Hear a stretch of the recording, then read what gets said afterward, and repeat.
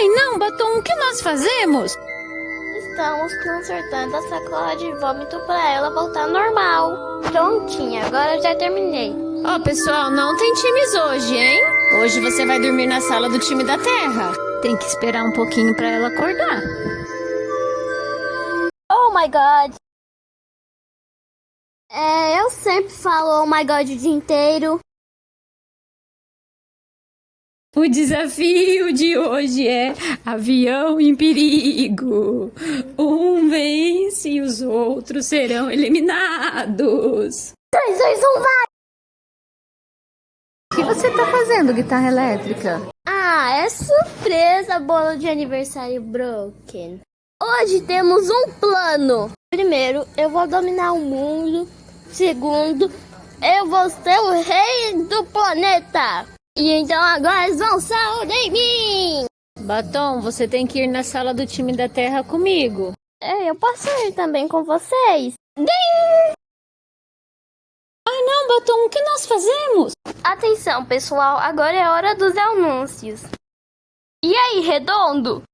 Ah, oi, lupa amarela. Ei, Batom, o que é isso? Isso é uma varinha mágica, mochila. Eu falei que disse pra não mexer na varinha. Nossa, fiquei linda.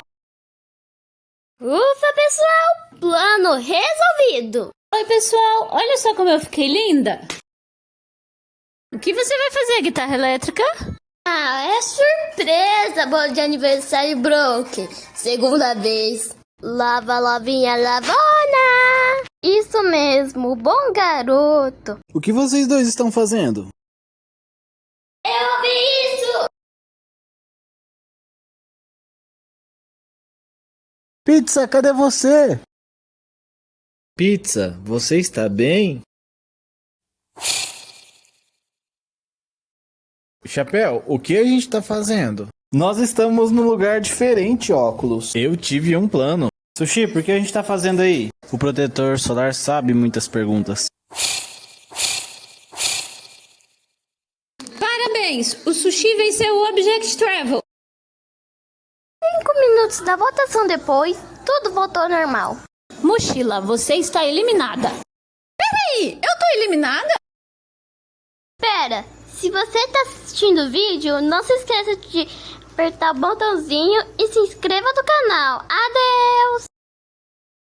Ai, eu tô com sono.